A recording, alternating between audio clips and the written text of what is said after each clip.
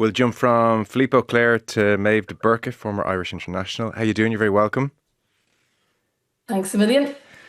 So this is kind of the pinch point really in this Nations League campaign, League B, Group 2, in that Ireland play their final two games. They have Turkey on Friday coming in Istanbul, 6 p.m. kickoff Irish time.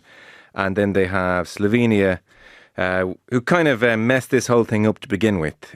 On Tuesday, Porky Queeve in Cork. First time back there since, best of my memory anyway, since Ireland beat France so memorably, Julianne Russell to the fore last year. That is a 6 o'clock kickoff as well.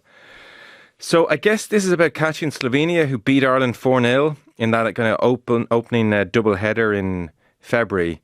And it's a tricky assignment, maybe, if they're going to top the group, because not only do they have to overturn the goal difference, and at the moment that's 7 goals in Slovenia's favour, but there's a head-to-head component before goal difference. So in effect, Ireland are going to have to beat Turkey away and beat them reasonably well, but then they'll have to they'll have to host Slovenia in Cork and beat Slovenia by a minimum of 4 goals here to activate goal difference. So this is kind of tall order here if they're going to nab in and take top spot. It's not impossible, but it's not easy.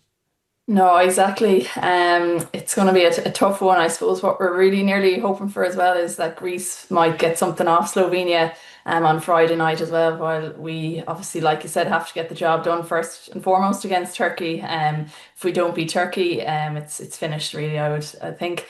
And yeah, like you said, a very tough assignment. I mean, the likelihood is that Slovenia will beat Greece, and then, like you said, it comes straight to head to head. Usually, wouldn't be the case, but given that we lost 4-0 away to Slovenia, yeah, we'd have to at least match that result down in Porky Queeve, which would be a very tall order, I think. But like I said, kind of hoping a bit for a few favours on Friday. Yeah, the original sin really was that February 4-0 loss to Slovenia away, that kind of shock defeat. I think even Slovenia were a bit shocked in front of 500 people. Like, I know, like they're kind of an upwardly mobile team in women's football, but just not on the agenda at all in anyone's eyes.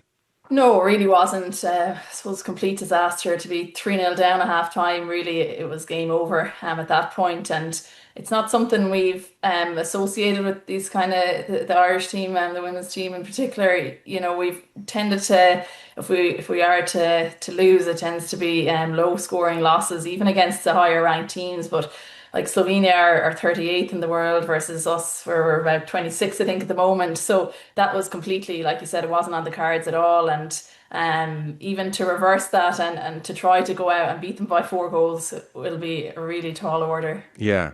To remind people of that February doubleheader, because it's what we're looking at again now here in May into June. Ireland in Carla Ward's first game at Tallaght Stadium laboured really. Pitch wasn't great. They beat Turkey 1-0, and then it was the Slovenia 4-0 win. So since then, in April, Ireland played Greece twice, beat them 4-0 away, and then at Tallaght Stadium beat them 2-1. What have you made of Ireland under Carla Ward since that shock February performance, which I appreciate is a small sample size? We're really talking about a handful of games here. Yeah, it is difficult nearly to judge her off it almost. It's hard because the lack of time that obviously international teams have together, given the fact she jumped in and just before a competitive game, it really did limit what she could, I suppose, do with the squad, and that you'd nearly prefer them to come in, a new manager to come in a friendly setting where they can kind of implement things with a lot less pressure. Yeah, obviously it was good to get, like you said, in the double header there in April, to get the 2 wins against Greece. Would have been good for confidence. The 4-0 win away was obviously a huge one, just to kind of to rebuild like that, like say the confidence within the team. And yeah, it's been a bit, I suppose, up and down in a way, the start of her tenure, but I'm sure she'll be looking now to try end it on the campaign, like on or the Nations League campaign on a high. And there is a kind of, I suppose, fallback as well of a potential playoff down the line in October as well, to be able to get back to League A, which is really where you want the team to be going into the qualifiers for the World Cup in 2027. Yeah, the main memory from that 4-0 defeat is how open they were defensively. I mean, it would tally with the 4-0 result, stating the obvious, but they were uncharacteristically open in midfield, open defensively, isolated. Has she moved to shore that up in the subsequent formations?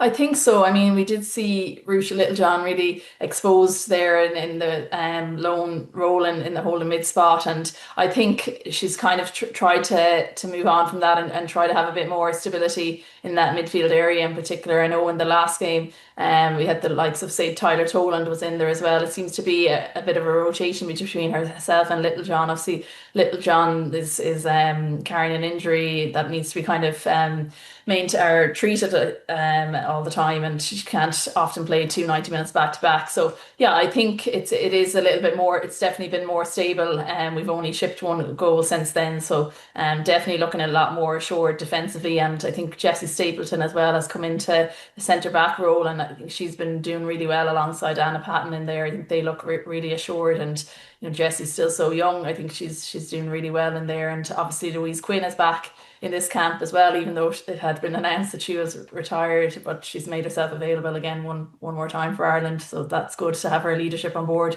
Yeah. Because the way Carla Ward's talking about this Irish team now really copper fastens the sense that they're in kind of a big transition. She's given the impression, well, I knew this was going to be a big job. It's every bit as big as I thought, and going to be patience needed, etc. She's framing this as like complete rebuild. This is my words, not hers. Way worse than I thought.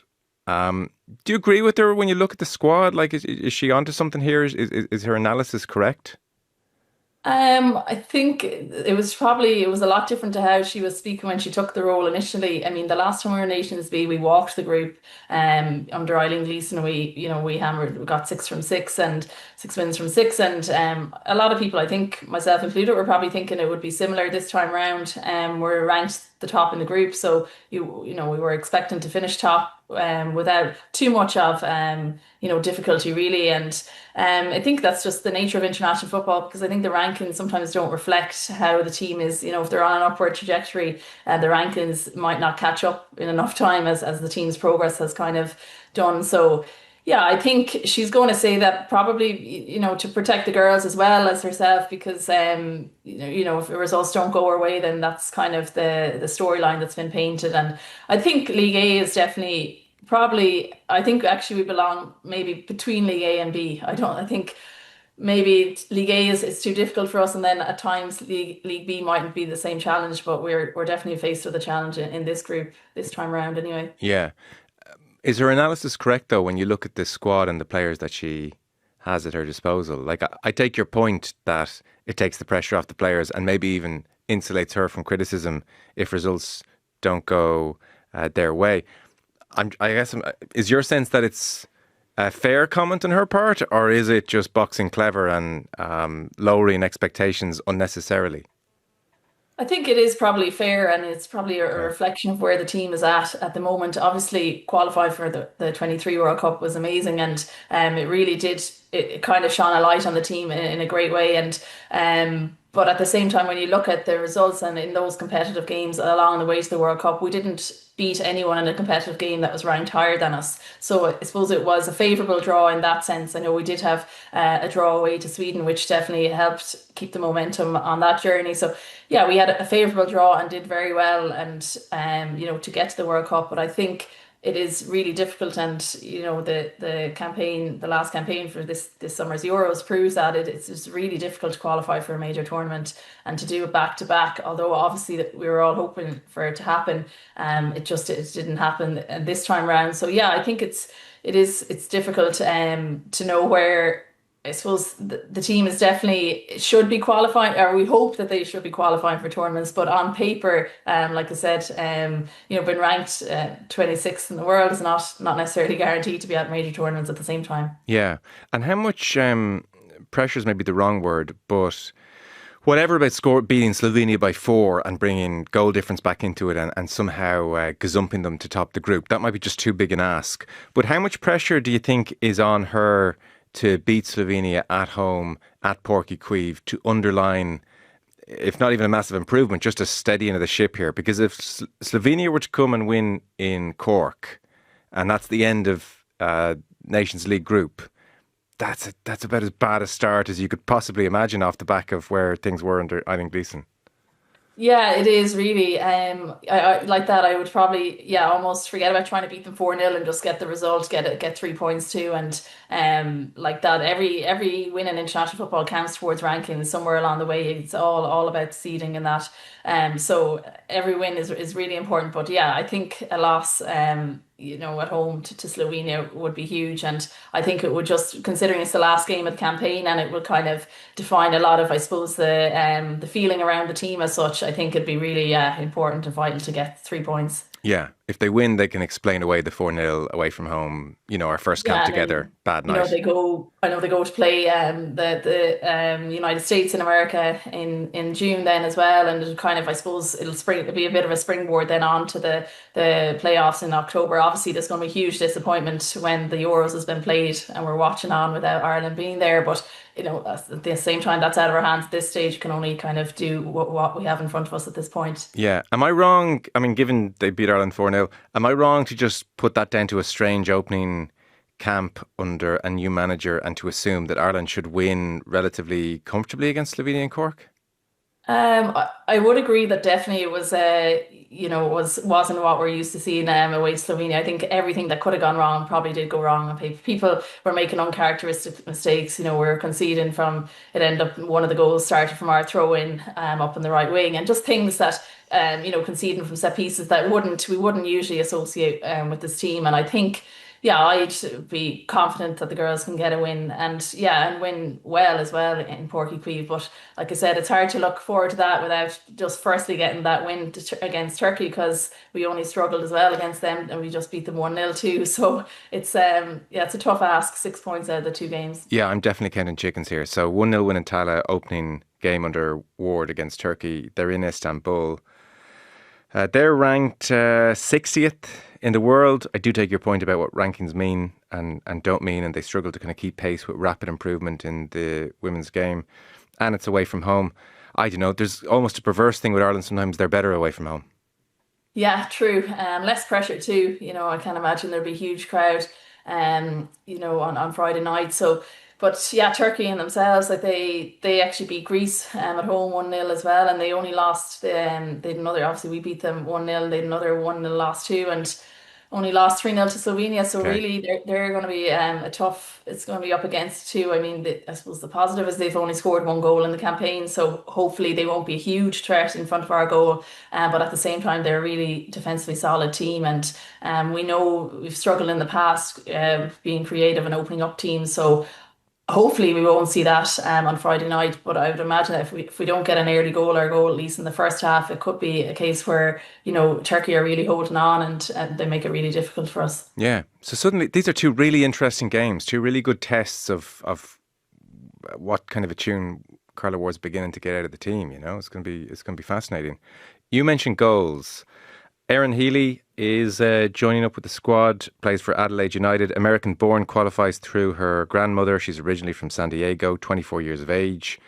Scored 8 goals in her debut season in the A-League. I haven't seen her in general play. I've just seen some of the goals that she scored. Come on in. That's the kind of technique in front of goal we need. Yeah, definitely. I would have seen the same clips, I'd say, as you did. And yeah, she has experience. Obviously, played college football in America. She's been to playing in Portugal as well as now Australia. And I think Carla had mentioned that she's going to be European based from this summer Yeah. on. So yeah, it could definitely look like she has a future, I'd say, in the team. And yeah, that area, that attacking area is always an area we want to improve on, particularly now. Leanne Kiernan is out with a quad injury in this game too. The likes of Heather Payne, who has played in those areas before, is out too. So definitely, I think she'll be a big addition. She's looked, from what I've seen, she's looked the part anyway, and that kind of creativity and that dynamic kind ofness that maybe at times we don't see enough of, would definitely be interesting to see. Maybe linking up with the likes of Mercer Shiva as well, two of those, and even obviously we have Jessu as well to come back. She's Yeah. out with ACL at the moment. So going forward, if Erin did perform, like it could be a really exciting attacking force too. Yeah, for sure. So we'll see if she goes straight in or off the bench or what they make of her in training. But goals much needed. To ask the most like boring question of all time, where is Katie McCabe going to play? Yeah.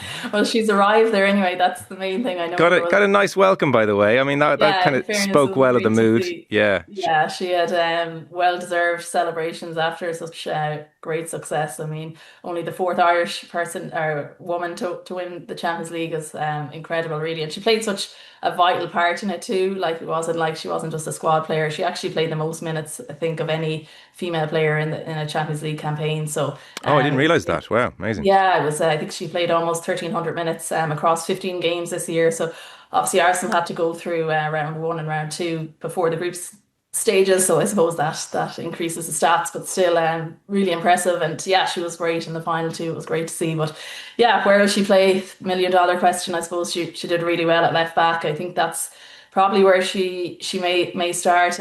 Difficult to know. She was obviously suspended for the last game and didn't play against Greece and Tala. So Megan Campbell filled Yeah. in that role too. And when Megan's available, I think it's great to have her on the pitch. Obviously, we talk about that for the throw in as well. So yeah, it'd be hard to know will she put her in a left back or a little bit higher up the pitch. I'll just have to wait and see because it's hard to predict that Yeah. one. Certainly the experiment at number 10, most people agreed that didn't really work. So it's probably on the left-hand side one way or another. Yeah, I think so. That was one of the many things didn't work against Yeah, well, yeah. Slovenia away that time. But yeah, it really it didn't seem to work. I think she just gives us so much kind of width on that left side, and that she can whip great balls into and kind of link up the play. Even from left back, she can still push on and be involved in the attack. So yeah, I think on definitely anywhere along that left side is where she's best suited for Ireland anyway. Do we get overfixated on whether it's left wing or left back? Like, is there an obvious she's best in that position answer for you? Arsenal obviously put her left back, but then they've better options going forward than Ireland do. Like, is she just a better left back, and in a team with more attacking options, that's where we'd ideally play her? Or do you think she's better on the left wing, or do you have a strong feeling on it? I suppose growing up, I mean, left wing was where she'd always Yeah. played. Even in the League of Ireland here at home, I would have come up against her plenty of times out on that side, and I think that's where she really can show her flair and that as well. But like you said, I think Arsenal, yeah, like the quality they have in the attacking areas is just incredible. Even Caitlin Ford usually operates up on that left side, so I think for them, definitely, obviously, left back is the best position, but for Ireland. Yeah, we need her in an attacking sense too, but I think you can do that from a left back Yeah. area. You can just push on and allow for that, and there's other players who can fill in the roles too. And I think, yeah, definitely she can be given a license to go forward, and it's just a case of like a number six, just maybe shifting a little bit left if we're in a transition to defend at that point. So you can make allowances too, and you can nearly kind of shape the positions or shape the roles and responsibilities of the position based off the talent that you have. Yeah, for sure. It's kind of, oh, I don't know. There is something a little bit agricultural and disappointing about, but it's true about saying, God, those throw-ins are handy. Megan Campbell's throw-ins are pretty handy for a team like us. Louise Quinn's playing. Like, I don't know. It's not the greatest long-term plan in the world, but I don't think any team likes playing against it either. So that's kind of there, isn't it? Yeah, definitely. I mean, actually, she recently got the world record Yeah. for the longest throw-in for a female footballer. So when you have a world record weapon really within your team, I think you have to use it. Like, to be honest, if I was the manager, I would just want to win. Even when I played, I just wanted to win. And yeah, if it's a win by a flick on from Louise Quinn flicking it into the net, or even the other opposition flicking it into their own net too, we'd take it. So yeah, it's not always the prettiest games, but we can. I think when you have something like that, I really think you have to use it, and she won't be around forever either. Unfortunately, Yeah. Megan's isn't at the early stages of her career at this point, so I think it's something that we'll miss when it's gone. So yeah, I think just make the best use of it while we have it. Do you? Yeah. It's a tricky thing for a Yeah. manager to know what to do. Yeah. Because, the team becomes built around that in some ways, and then she's missing for a game or two, and suddenly it's like, God, what do we do? Because nobody can replicate Yeah, it. there's But that side to it too. Like I don't think maybe every throw in, even if we've like a throw in over in the right back spot, to get her across to throw it up the pitch or that type of thing. But definitely in those attacking areas, it can be so lethal. Like I yeah, still remember back we scored two against Germany. Louise Quinn early on, Steph Roach scored as well off the throw-ins, and definitely against higher ranked opposition, they're huge because of how little possession you might have in those games. But even getting you out, from if you're in that left back spot, just pushing up the pitch as well, it is really handy. That's why I think when she plays, obviously in the left sided centre back spot, you might kind of lose that a little bit as well because you're not going to be getting her out all the time to take the throw-ins yeah, too. So, yeah, it'd be interesting to see how it's utilised if she's on the pitch on Friday. yeah. It's no fun to play against, I guess. No, definitely not. Just a broader question. Carla Ward, it was interesting. She said she had turned down a WSL job in the last couple of weeks. So I guess she's underlining the extent to which she feels very committed to the role.